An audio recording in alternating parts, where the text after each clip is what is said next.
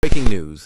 Secretary of State Blinken participates in a keynote conversation with U.S. Senator Mitt Romney at the McCain Institute's 2024 Sedona Forum in Sedona, Arizona, where they openly admit TikTok is being banned because it allowed the world to see and become pro-Palestine. I would like to know your thoughts on this in the comments section below. Why has the PR been so awful? I know that's not your area of expertise, but you have to have some thoughts on that, which is, I mean, as you said, why has Hamas disappeared in terms of public perception? An offer is on the table to have a ceasefire, and yet the world is screaming about Israel. It's like, why aren't they screaming about Hamas? Accept the ceasefire, bring home the hostages. It said it's all the other way around. I mean, typically the Israelis are good at PR. What's happened here? How have they and we been so ineffective at communicating the realities there and our point of view? Well, look, I think there are two things. One is that, look, there is an inescapable reality, and that is the inescapable reality of people who have and continue to suffer grievously in Gaza, and that's real. And we have to be focused on that and attend to that. At the same time, how this narrative has evolved, yeah, it's a great question. I don't have a good answer to that.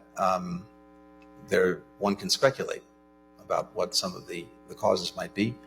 I don't know. I can tell you this, and we were talking about this a little bit over dinner with Cindy. I think in my time in Washington, which is a little bit over 30 years, the single biggest change has been in the information environment. And when I started out in the early 1990s, everyone did the same thing. You woke up in the morning, you opened the door of your apartment, your house, you picked up a hard copy of the New York Times, the Washington Post, the Wall Street Journal. And then if you had a television in your office, you turned it on at 6:30 or 7 o'clock and watched the national network news. Now, of course, we are on an intravenous feed of information with new impulses, inputs every millisecond. And of course, the way this is played out on social media has dominated the narrative.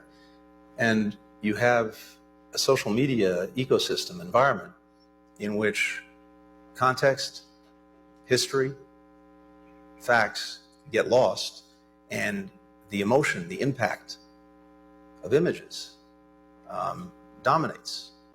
And we can't discount that. But I think it also has a very, very, very challenging effect on the narrative. Yeah, a small parenthetical point, which is some wonder why there was such overwhelming support for us to shut down potentially TikTok or other entities of that nature. If you look at the postings on TikTok and the number of mentions of Palestinians relative to other social media sites, it's overwhelmingly so among TikTok broadcasts. So I'd note that's of real interest, and the president will get the chance to make action in that regard.